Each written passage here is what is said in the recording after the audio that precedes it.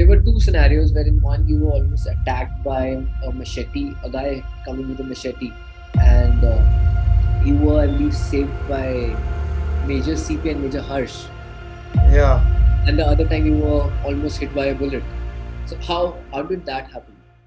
it was a morning that day, and as college kids usually fool around with each other, so I thought these kids are together.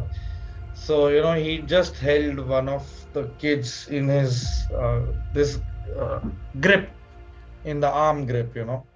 So his head was here, and he just held the kid in the arm grip, and he was not letting go of the kid.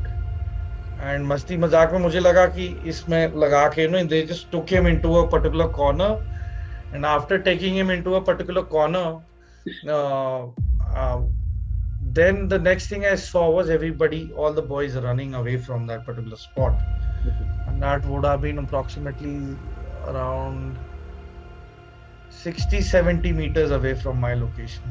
So after, when I saw guys running away from the location, I quickly went up to that particular location, and that is where I actually saw that they had used a cement block to just kill him. They threw the cement block on his head, and this guy's head just opened up. Okay. All his the material in the brain was all out onto the floor, and I mean, there was no injury to this guy other than his head opened up from behind, and the cement block was right there. And at a particular moment, I knew he's no more. I checked his pulse as a formality. He wasn't alive. And there were a lot of sheets hanging there. It was something like a enclosure at a makeshift place to sit for people to have tea and all. That was empty. So I just tore away one bed sheet, and I just put it onto his body, and covered him up. And then I started walking up to the UN compound to call in for the Red Cross people to come and take the mortal remains of that particular boy, the body. Basically, he was uh, I think he was a newer, Okay. and this is what happened.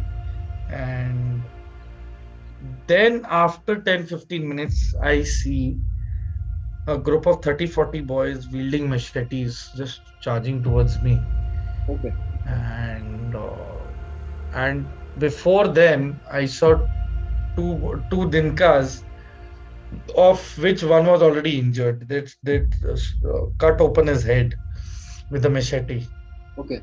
and I mean, water was oozing out. What I'm sorry, I'm so sorry, not water, but blood was oozing out like water.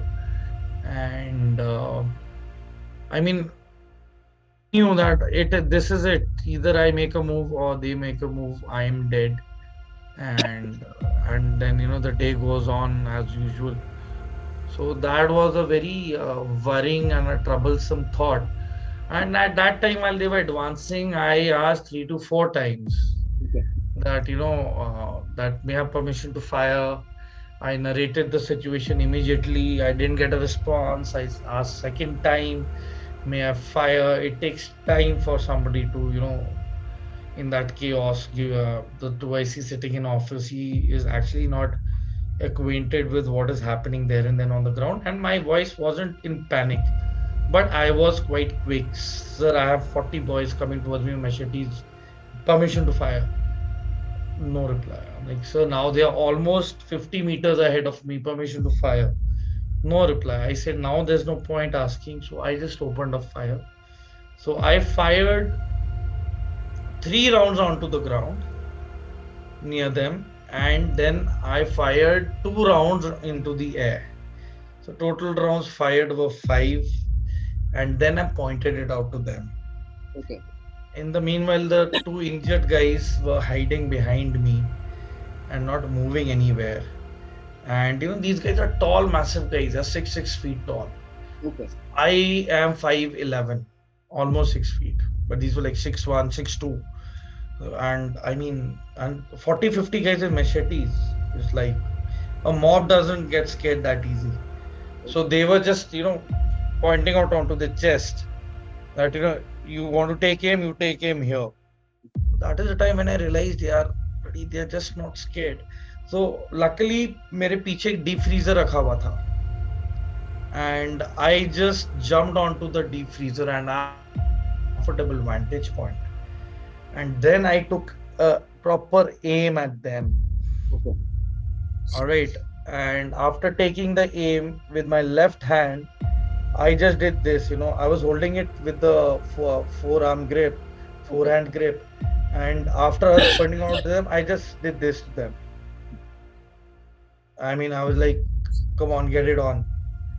So, and I was pointing it on to the guy who was actually, aiming onto his chest, that you want to take a hit, you take it over here onto my chest. So it is to that guy that I was doing. You want to mess around, you come ahead. And that is the time when all these guys actually stopped. Okay. After they halted, uh, and उस time फिर, they got a message that this guy is a guy not to mess around with. And I mean, there could have been consequences. In the meanwhile, then Major CP knew that this thing wouldn't hold for long. I mean, ultimately, it would have ended up in me actually, firing into them and a lot of casualties, and I definitely would have not made it out alive. So they had a better assessment of the situation, and they actually came into with a in on a BMP, that's a infantry carrying vehicle, and they came with full speed. And when it moves, there's a lot of vibration on the ground. It's a bloody heavy machine, and it's mean when it moves. And with it, when it moves with speed, it gets in a hell lot of dust. So, I could just imagine the scene that in the background there's this heavy machine which is coming full throttle, facing with its turret onto the enemy, and I'm standing there.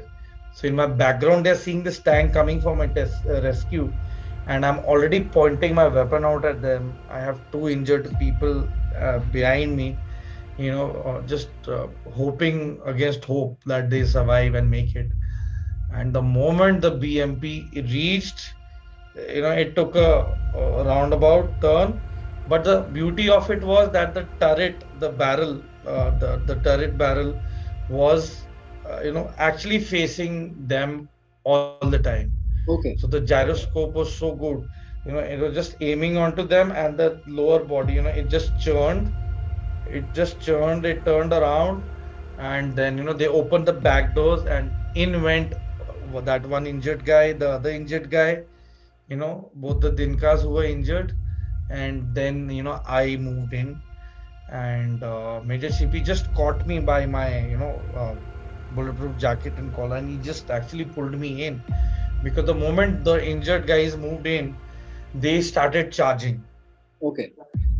So that is the time when Major CP just held me and he pulled me in. I was with my weapon pointing out, and then the BMP moved, and the one door got closed. My door was still open, with my partial of my legs out, with my weapon pointing onto them. And then once he moved away, then we closed the door as well. And straight away, the BMP headed to the hospital. So we went into the hospital, and we actually, that guy who was hit with the machete, I mean, he had to be given 4 5 bottles of blood. I mean, that was the amount of blood that he lost within that time span of, I think, five, 3 to 5 minutes. Okay. So it was a close call. So, And then there were many close calls, a lot of bullets flying around, and mortar shells falling, RPG shells being fired at you. And at the other time when we were gymming, and the bullet just entered into the gym and went through and through, hit the second layer of the glass and fell into the gym, the bullet. That is where we just realized. And Artwasi shouted, to your post, to your posts. And we everybody left all our weights and everything, we threw everything onto the ground. And in our shorts and t-shirts, we just wearing a bulletproof jackets and everything, and took our weapons, and we just sprinted towards our post and got ready. okay. So it was, that volatile and a fragile kind of atmosphere where anything could happen at any particular second. A podcast by Irvin Khurana.